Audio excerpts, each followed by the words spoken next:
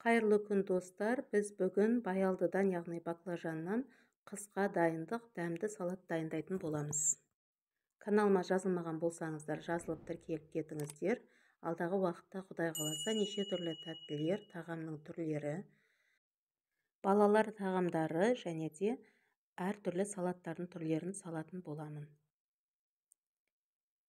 Енді біз салатымызға көшейік. Ол үшін ең алдымен баклажанымызды жақсылап жуып, тазалап, 1 см көлемінде дөңгелектеп турап шығамыз.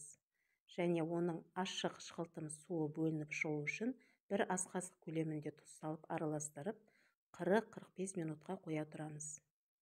Ендігі кезекте тәтті болгар бұрышын жуып, үлкен-үлкен қылып тураймыз. Және де сарымсағымызды, және бір кішкене ғана ащы бұрышымызды, және болгар бұрышын барлығында ет тартқыштан өткізіп аламыз. Салаттың ащы болғанын қаламасаңыздар, ащы бұрышты қоспасаңыздар да болады. Мен осы тәсілмен 2 рет дайындаймын, біреуіне ащы бұрышты қоспаймын. Сіздер де осы 2 тәсілмен дайындап көріңіздер. Сіздерге ұнайды деген сенімдемін, өте дәмді шығады.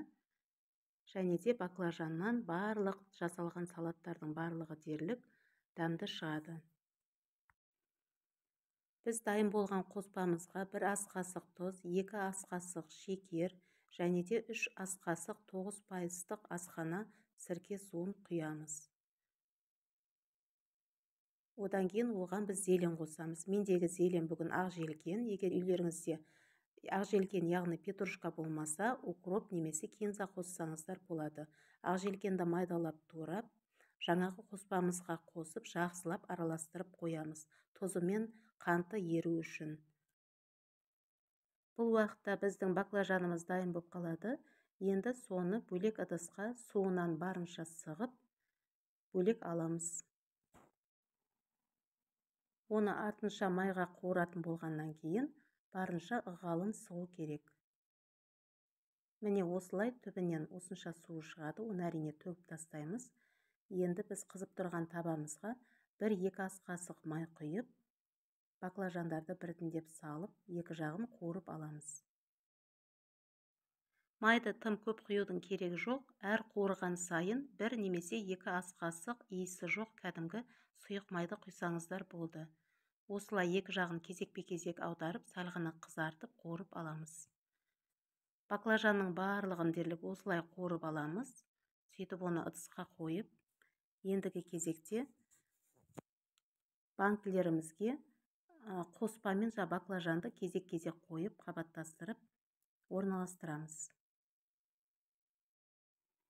Банкілерді әртүрлі тәсілмен булап, яғни стерилдеп алуға болады. Кейбір ханымдар мантоваркиге қойып булайды, кейбір ханымдар духовкеге қойып булайды. Мен осылай шәйнекке булаймын көбіне, және бұл шәйнекке 2 литрлік, 3 литрлік банкілер тура тұрады, ал одан кіші банкілер, 1 литрден кіші банкілер ішіне түсіп кетеді. Сол үшін мен астына қапақтарды қосып, қайнатып аламын да, әр банкілерімді стерилдеп булап аламын. Енді біз банкамызға салаттарды кезек-кезек, яғни 1 қабат баклажан, 1 қабат қоспа салып, кезекпе-кезек барлығын салып орналастырып шығамыз. Осылайша менде 750 миллиграммдық банкіден 3 және жарты литрлік банкіден 1 шықты. Осылай дайын болған банкілерімізді кастрөлдің астына майлық қойып, суы қайнағаннан бастап 10 минут қайнатып аламыз орташа отта. Содан кейін банкілерімізді алып, қақпағын жауып аламыз. Міне біздің салаттарымыз дайын болды. Сіздер де дайындап көріңіздер. Ас болсын.